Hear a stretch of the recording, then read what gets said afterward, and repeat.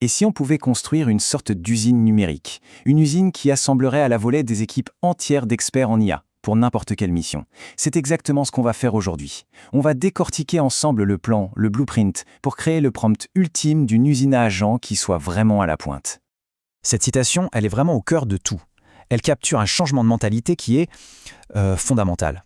On passe d'une IA qu'on commande à une IA avec qui on collabore. Ce ne sont plus de simples outils, ce sont des partenaires autonomes à qui on confie des missions.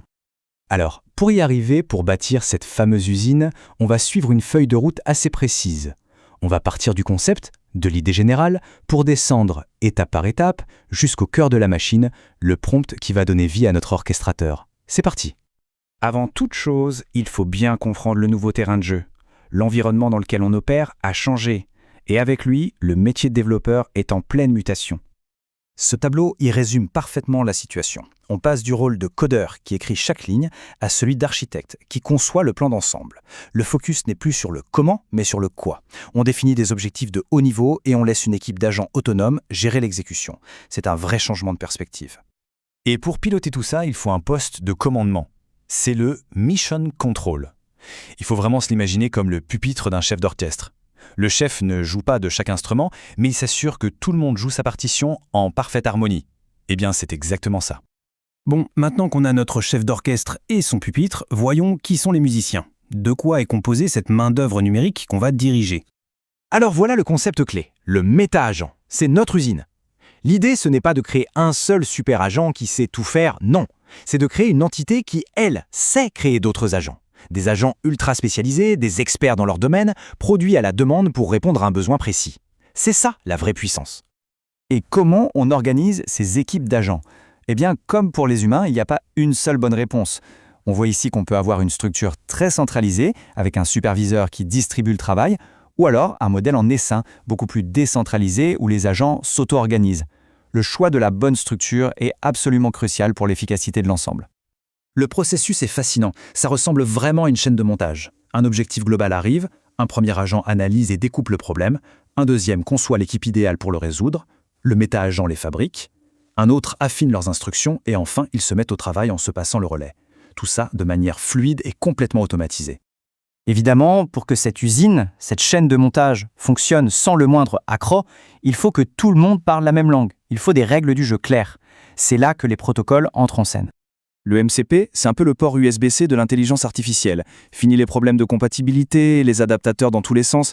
C'est une prise universelle qui permet à n'importe quel agent de se brancher sur n'importe quel outil ou base de données. Ça rend le système infiniment plus flexible et robuste. Et si le MCP, c'est la prise électrique, le protocole A2A, c'est le langage. C'est l'espéranto des agents. C'est ce qui leur permet de se parler, de se comprendre, de collaborer, même s'ils ont été conçus par des équipes différentes sur des technologies différentes. C'est la clé du véritable travail d'équipe. Ce processus est très structuré, et c'est ce qui le rend fiable. Un agent découvre les compétences d'un autre, un peu comme on lirait un CV. Il lui envoie une demande formelle, l'autre exécute la tâche en donnant des nouvelles en temps réel et signale quand c'est terminé. C'est propre, prévisible, et ça permet de gérer des tâches très complexes sans perdre le fil. Parfait. On a l'architecture, on a les règles de communication, l'infrastructure est en place. Maintenant, on va s'intéresser au plus important. Comment on donne les instructions au cerveau de l'opération?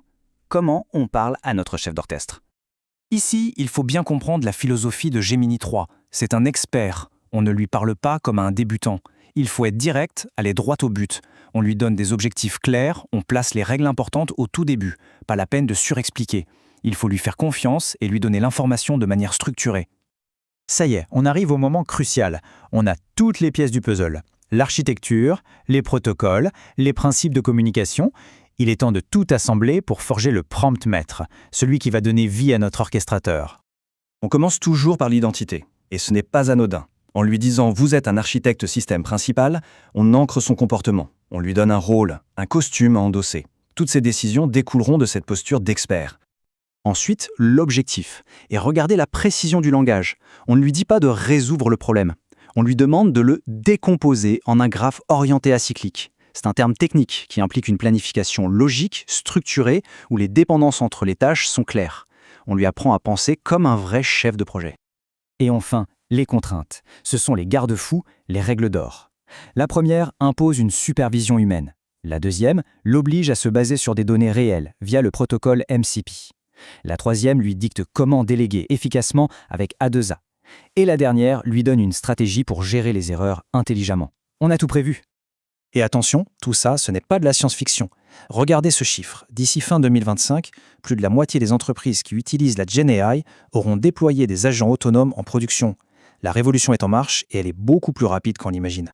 Voilà, le plan est sur la table, les outils sont là, la méthodologie est claire. Finalement, la seule limite qui reste, c'est notre imagination.